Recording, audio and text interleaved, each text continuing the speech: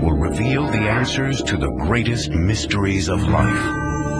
In the 21st century, celebrities including Madonna and Britney Spears have taken up a modern interpretation of the practice.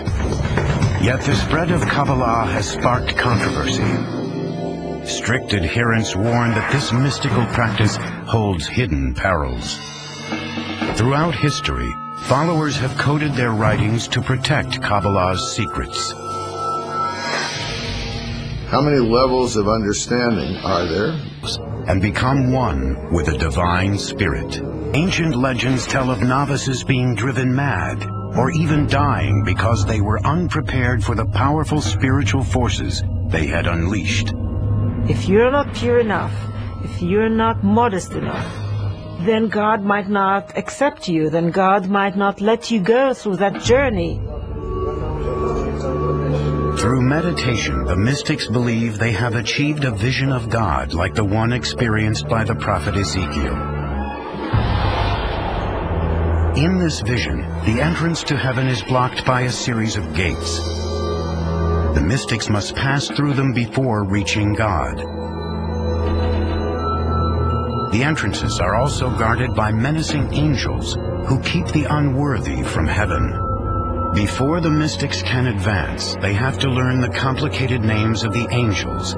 Each name must then be repeated an exact number of times. The mystics would wear amulets that would shield them from the power of the angels.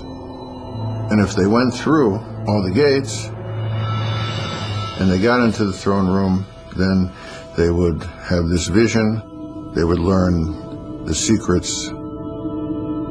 The mystics claim those secrets help them understand God's thoughts.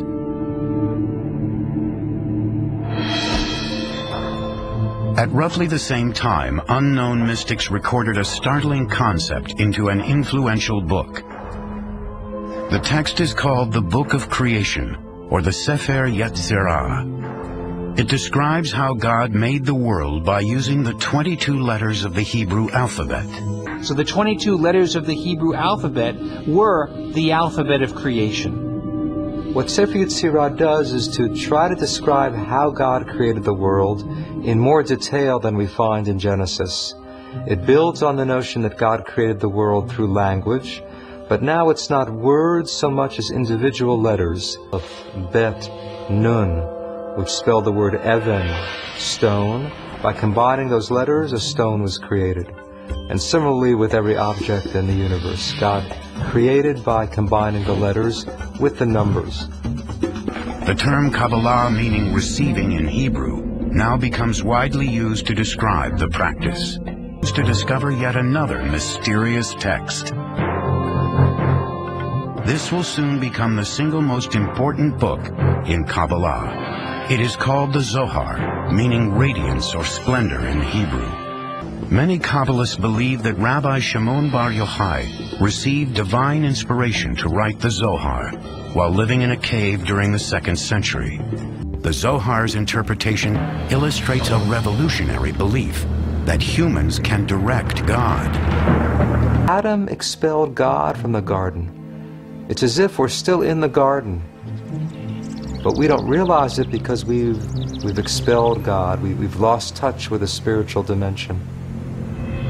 And the challenge is to regain some awareness, some intimacy with the divine. Keep the Zohar for the elite only.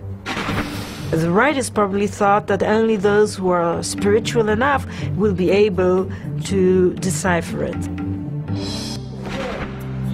The major symbolic code found in the Zohar is the 10 aspects of God's personality, the 10 Sefirot. The top symbolizes God's head, which is the source of will, wisdom, and understanding. Below that are symmetrically arranged organs and limbs, representing love, power, beauty, eternity, and splendor. The most unusual part of the diagram contains sensual imagery. The 9th part of God, called the foundation, is the phallus, or procreative life force of the universe. But according to the Sefirot, God also has female components. The final element, often called Shekinah, was depicted as the feminine half of God, teaching that humans affect God. We have the ability, through the performance of sacred deeds, to nurture God, to influence God, to affect God, to be able to affect the divine disposition, which then will affect the flow down of divine grace to our world. The flood, according to Kabbalah, is happening now. If you don't know that the flood is still going on, then you're drowning and you don't even know it. The most ancient idea is that God has multiple names and these names have power. One of the divine names Abulafia used was the 72-letter name taken from 3 verses in Exodus. When the letters in the verses were combined according to Abulafia's instructions, they spelled one of God's secret names. Through intense meditation on these letters, Abulafia believed the human mind and God's mind would then unite. Some Kabbalists claim that Moses meditated on this name in order to part the Red Sea. Thought that good behavior increased God's powers on earth. In this trance-like state, Luria acquired extraordinary abilities.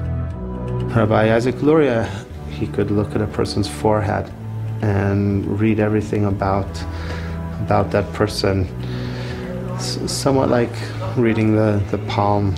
He was a healer. He could tell people's past lives and what has to be fixed. Luria believed that understanding a person's prior life would provide insight into their current problems.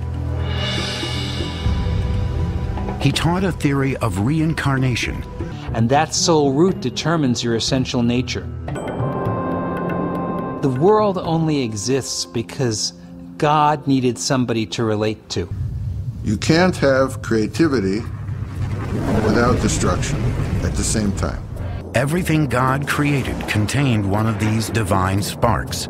According to Luria, humans can reunite these fragments of divine spirit with God through good works. But in the wrong hands, its teachings would have disastrous repercussions. Here at the LA headquarters, Kabbalah has caught the attention of celebrities seeking a spiritual dimension to their lives. Decoding Kabbalah has been a complex mystical journey for thousands of years.